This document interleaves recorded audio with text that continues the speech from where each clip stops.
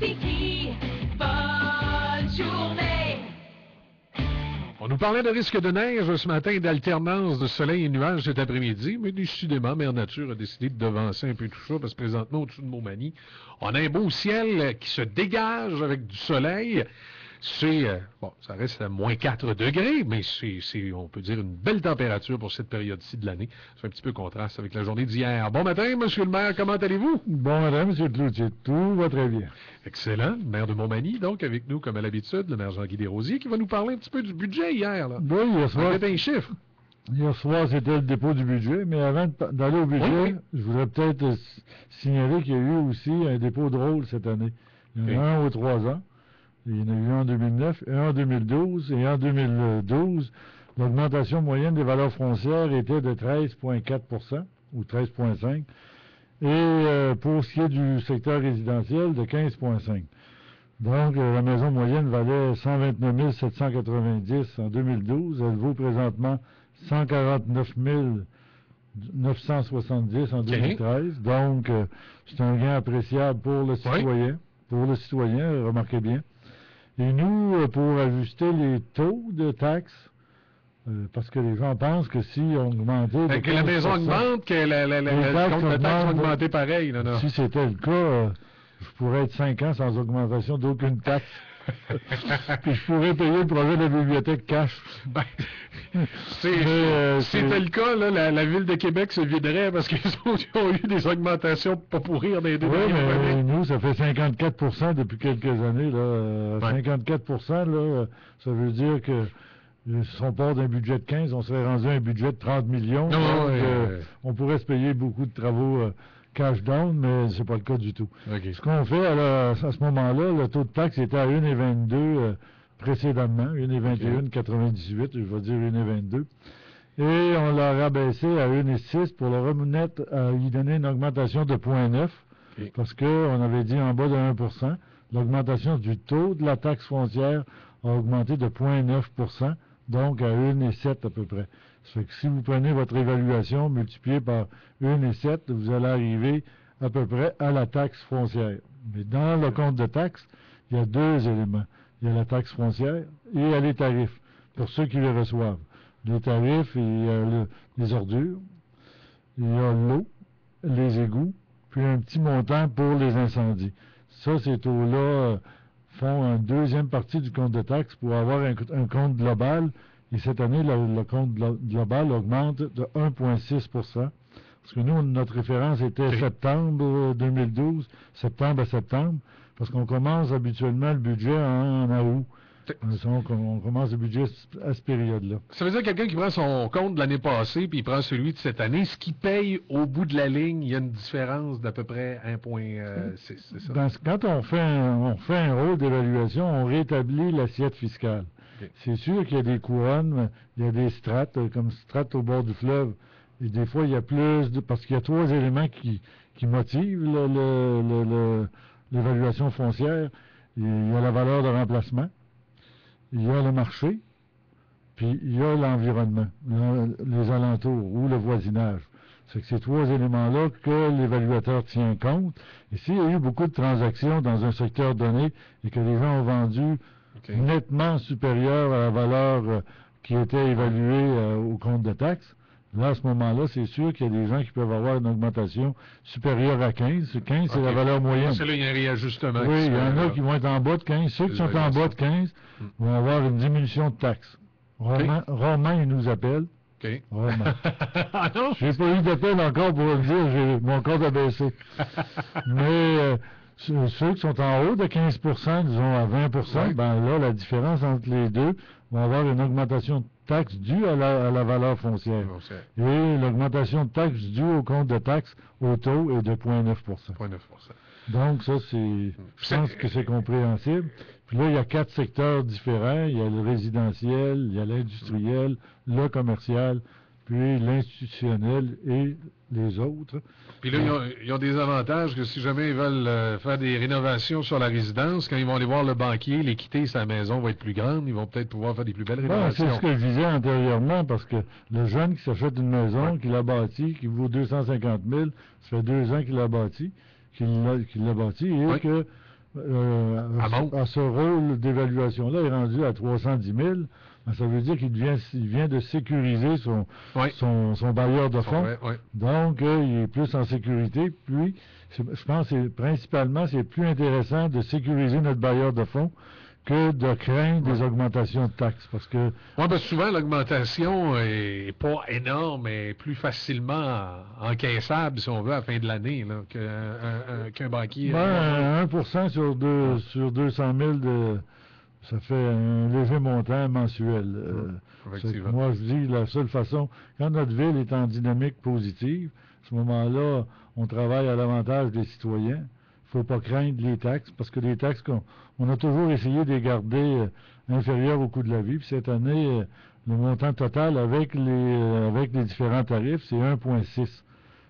En septembre, le taux était à 1,9 pour l'année. Okay. Puis en novembre, il était aux alentours de 2,2. Donc, à 1,6, les gens, on est nettement en bas du coût de la vie, malgré les augmentations qu'on doit subir. Parce que simplement, juste pour se départir des matières enfouissables, on a eu une augmentation cette année de 57%. Oh. Parce qu'on a eu un taux régulier pour les 5 dernières années et là, on renouvelle le contrat aux 5 ans. C'est comme si le prix était un peu gelé aux 5 ans, et il s'est ajusté au marché. Ça fait que pour essayer de protéger les citoyens, au lieu de parce que ça aurait fait une augmentation de 21,9% du coût des ordures. Ce qu'on a fait, on a des retours des fois sur le recyclable qu'on met dans une réserve. On s'est servi de cette réserve-là pour étaler ce taux-là sur les 3 prochaines années. Donc, cette année, on va subir une augmentation de 6%, passe de 163 à 173 $, 6% au lieu de 21,9. Parce que les vidanges, ça comprend la cueillette, ça comprend aussi la façon de s'en Donc, ça va être une petite augmentation partielle. On s'est assuré de répartir l'augmentation pour protéger le citoyen, ne pas lui donner 21,9% d'augmentation qui faisait presque 30 $ par année. Donc, on l'a réparti sur les 3 prochaines années. Et pour le prochain 5 ans, on constitue une réserve pour être capable de prévoir le futur. La prochaine augmentation qu'il pourrait y avoir, parce que c'est encore gelé, je présume, ce prix-là pour les 5 prochaines années. C'est ça. S'il y avait une augmentation statutaire à chaque année, ben à ce moment-là, c'est facilement prévisible. Mais là, il faut anticiper qu'est-ce qui peut arriver dans 5 ans. Mais antérieurement, on flottait sur le beau fixe. Okay. Mais là, le beau fixe nous a ramené à la réalité. Donc, pour l'augmentation de taxes, une maison moyenne, ça passe de 1583 à 1598, simplement pour la taxe foncière. Et pour les différents taux, je vais aller chercher ça. Oui, allez-y. On a tout, mais il faut dérouler. Oui, des tablettes. Bon, okay. Tout le monde a ça, c'est la mode. Donc, pour la foncière résidentielle, je vous disais que c'était de 15,83 à 15,98, ce qui fait une augmentation de 0,9. Oui. Vous avez pesé sur le 0,9, là, ça vous a amené je sais pas où, là? Non, ça m'a amené ça m'a amené une place où je devais pas aller, là. Bon, est-ce que je vais recommencer? Faut pas se mettre les doigts là-dessus, par exemple. Oui, c'est pas trop long. Je vis le même problème des fois avec mon téléphone. J'appelle pas les bonnes personnes. Bon. Et pour ce qui est du tarif de l'eau, et de 254, demeure à 254, malgré qu'on a des augmentations au niveau de l'énergie, malgré qu'on a des augmentations au niveau des produits chimiques. La chaux a baissé un petit peu, mais la lin a monté beaucoup. Donc, mais malgré tout ça, on est capable de garder le même taux. Le tarif pour l'égout, ben lui, a augmenté sensiblement parce qu'on est en train de créer une réserve aussi pour protéger pour les bris majeurs, le vidange des bassins. On prévoit pour le futur. Donc, lui, une augmentation de 5,2 %. Il passe de 236 à 248. Ça veut dire une douzaine de piastres d'augmentation. Pour ce qui est du tarif des incendies, c'est 40 pour 40. Pour ce qui est des ordures, ben on monte, c'est de 6 5,6, c'est un vieux chiffre. C'est le même montant, mais c'est 6 au lieu de 5,6. Ça veut dire qu'il passe de 163 à 173. Pour une maison de valeur moyenne de 149 970, c'est un compte de taxe de 2276 piastres et 40 qui était en 2012, passe à 2313 piastres et 58, OK. soit environ 37 piastres d'augmentation pour l'année. C'est comparable à la plupart des autres villes de même dimension. Ben, je pense quand même on est inférieur, je pense au niveau du taux de la taxe, oui. puis au niveau de l'augmentation. Ben, je regardais dans le... Il y en a que ça monte plus que ça. Oui, quand je lisais le discours de Saint-Georges, c'était minimum 2,5 qui était prévu. Des comptes de taxes de 3000 piastres par À année. Montréal, c'était 3,3, ils l'ont baissé à 2,2. En bas de 1, en bas de 2, là, c'est très, très rare. Il n'y en a pas beaucoup. Il n'y en a pas beaucoup. Donc, on pense qu'on a fait un excellent budget. On essaie de protéger, puis on garde aussi l'élément qu'on avait mis l'année passée, celui qui paye son compte de taxe au premier paiement au complet, on lui donne 1,5 de d'escompte. Ça veut dire que lui, il n'y a presque pas d'augmentation. S'il y a une augmentation de 1,6, il n'y a pratiquement pas d'augmentation. Ouais. Mais pour permettre aux autres qui ont moins de facilité, on a 4 paiements dans l'année au lieu de 3 comme on avait antérieurement. Un en mars, un en juin, un en septembre, un en novembre. Donc, on n'a pas durant la période estivale pour permettre aux gens d'utiliser leur argent pour faire les vacances ou pour sortir un peu. On ne met pas de taux. Puis nous, à la ville, ça nous permet d'avoir une arrivée d'argent de façon linéaire qui nous empêche d'aller dans la marge de crédit pour se financer en début d'année et des fois en fin d'année. Il y a tout le temps un taux d'intérêt qui vient Donc, jouer là-dedans. ça nous permet d'avoir une arrivée de revenus linéaire, ce qui est excellent pour notre comptabilité. Donc, tout le monde y gagne. Le citoyen qui peut gagne et nous, on y gagne parce qu'on a nos argents plus tôt dans l'année. Ouais. Puis ça crée un incitatif, là. Oui. Puis là, on a parti ça l'an passé. On s'avait mis un objectif, puis on a nettement dépassé l'objectif qu'on s'était mis. Donc, je pense que ça rend service à certaines parties de la population. Puis l'étalement des paiements, ça rend service à une autre partie de la population qui n'a peut-être pas les moyens de payer cash, comme on dit. Toujours, oui. C'est pas toujours... Ou content son compte de taxe.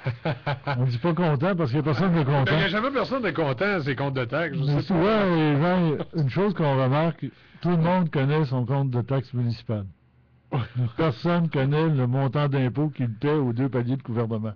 Ni les taxes qu'il paye sur la TVQ, TPS durant toute une période annuelle. Mais les villes, c'est sûr que les gens connaissent à la scène près leur compte de taxes. Oui.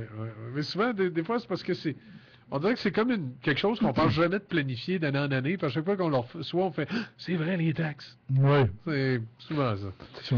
Il y a d'autres activités qui se passent à Montmagny. Il va y avoir, entre autres, le marché de Noël le 15 décembre, ça s'en vient. Oui, puis ça va être très intéressant. Artistes, artisans, feux de joie, musique, décoration de Noël. Je pense que ça va être le party. En même temps, mais les gens vont avoir accès à des produits du terroir, à des œuvres créées par des artisans et des artistes.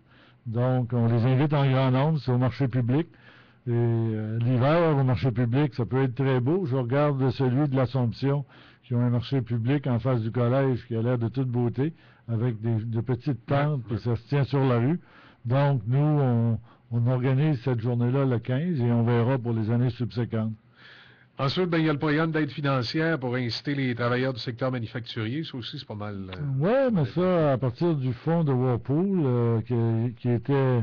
On avait une partie conservée par la CDEM ou la CDEMM. Oui, c'est ça. La Société de développement économique de la MRC de Montmagny. Donc, je fais partie du conseil d'administration et on regardait comment on peut stimuler, comment on peut encourager les gens qui viennent travailler à Montmagny à demeurer dans la région de Montmagny. Donc, un nouveau travailleur qui arrive à Montmagny, qui s'établit à Montmagny, le maximum qu'on peut lui donner sur une base annuelle, c'est 2500 $ sur 2 ans, pendant 2 ans. Donc, ça devient quand même intéressant parce que ça paye peut-être son compte de taxe. Oui, tout à fait. Donc, ça peut devenir très intéressant pour lui, puis très intéressant pour la ville. Donc, c'est intéressant pour tout le monde, non, puis l'employeur aussi, qui recherche de la main-d'œuvre spécialisée. Il y a aussi d'autres incitatifs à la ville. Quelqu'un qui se bâtit une maison neuve, il y a 12 mois, la taxe foncière, exemptée de la taxe foncière pour les 12 premiers mois. Donc, ça fait quand même un incitatif. diffusé. Et il y a d'autres incitatifs pour le commerce, il y en a d'autres pour l'industrie, il y en a d'autres pour les façades au centre-ville. Donc, puis ce programme-là, ben, je pense que au niveau des employés qui viennent travailler chez des employeurs monimontois qui désirent habiter, qui habitent le milieu, ben, à ce moment-là, on pourra leur donner une subvention d'accueil ou de bienvenue, tout simplement. Bon, on va devoir se laisser ici parce que le temps avance. Il faut aller du côté des nouvelles. Il y avait aussi, on va le souligner, la dernière semaine pour les denrées du comité de la famille. Oui, c'est important. Vous savez, les paniers de Noël, là, il y a des gens encore, puis il y a beaucoup de gens puis on dirait qu'il y en a plus d'année en année qui ont des besoins à Noël de se faire aider pour pouvoir passer une belle période. Donc, on invite les gens à être généreux comme d'habitude. Les gens ont été généreux, je pense, avec l'événement des la communauté des médias, ben oui, tout à fait. Donc, il s'agit de continuer parce que ça, c'est un plus. Et si un autre petit plus, on pourra faire plaisir à beaucoup de gens durant la période des fêtes. C'est ce qui est important, de partager le bonheur ensemble. Merci beaucoup, M. le maire. Puis cette semaine, quand on va parler au maire de Château-Richer, on lui souhaitera bonne chance. On va lui dire, on lui dira pas bonne chance, on va lui dire bon travail parce qu'il y a du travail à faire. Oui, hein, ça va être... ils vont vivre la même chose ici. On peut démontrer que si on est bien organisé, ça peut se gagner. Merci. À bientôt. À bientôt.